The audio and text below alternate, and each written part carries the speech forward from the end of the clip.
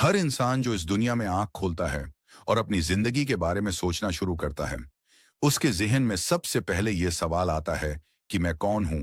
W who I am.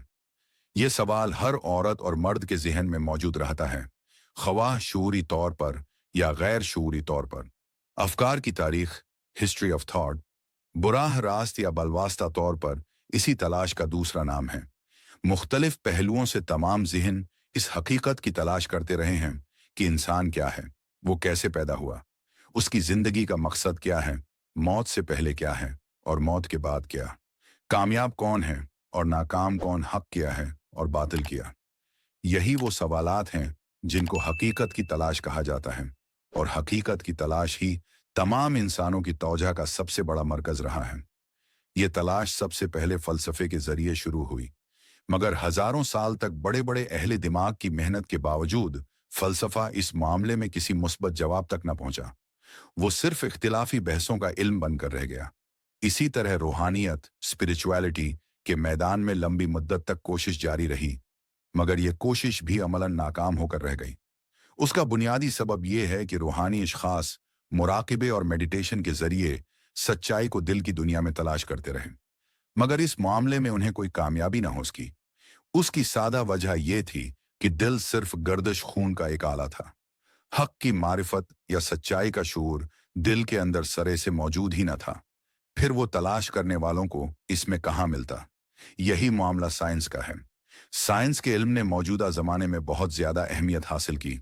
इब्तिदाई तौर पर लोगों ने यह गुमान कर लिया था कि साइंस सच्चाई की तलाश का जवाब फराहम करने में कामयाब हो जाएगी, मगर जल्द ही साइंस ने अपनी तलाश और जस्तजू के दायरे को महदूद कर लिया। साइंसदानों ने अपनी तहकीक के दौरान पाया कि जिंदगी के फिक्री और नजरियाती सवालात का जवाब पाना उनके लिए भी इसी तरह नामुमकिन है जिस तरह वो फलसफियों के लिए नामुमकिन साबित हुआ था। चुनांचे उन्होंने फिक्री सवालात से अलग करके सिर्फ मादी चीजों की तहकीक तक अपने आप को महदूद कर लिया।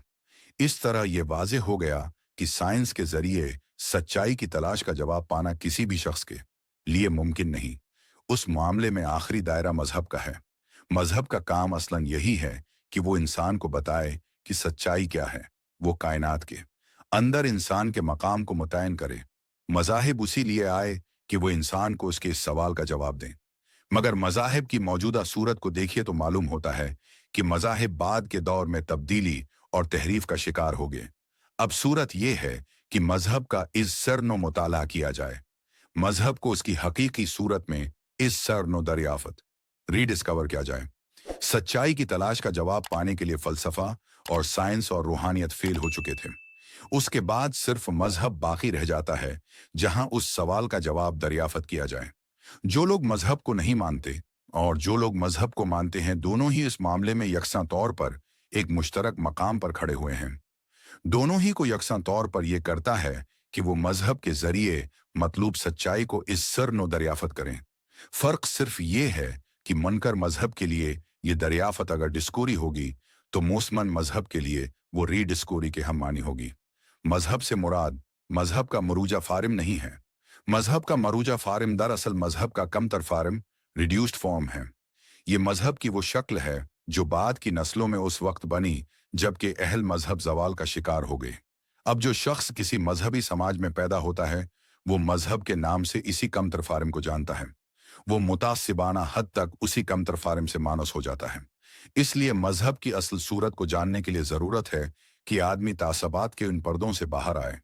वो मजहब के बिगड़े हुए फार्म से गुजर कर मजहब की असल सूरत को दरियाफत करे। यही वो चीज है जिसको हमने मजहब की के रीडिस्कवरी कहा है। इस रीडिस्कवरी की बगैर मजहब की हकीकी अहमियत को समझना मुमकिन नहीं।